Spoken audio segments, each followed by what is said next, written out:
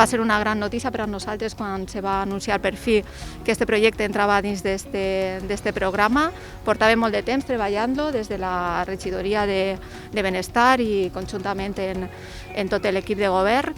I finalment, després de tot el treball i molts esforços, perquè també sabeu que hem passat un any molt complicat per a també encetar molts projectes, podem dir que ja és una realitat tindre el projecte i pront podrà passar a licitació per a que la construcció, com apuntaven abans, siga el més pront possible i que els paiportins i paiportines puguen gaudir d'aquest espai en molt poc de temps.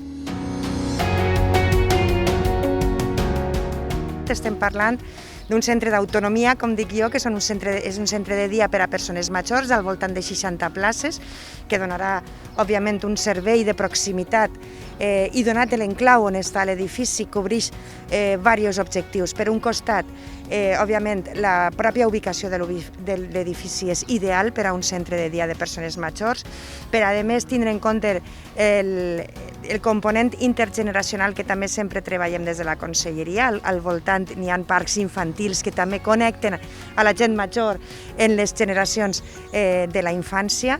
En segon lloc, òbviament, el servici necessari en serveis socials de cara a afavorir, retrasar la dependència al màxim possible en les persones majors. I en tercer lloc, i també un objectiu fonamental, recuperar patrimoni del poble de Paiporta.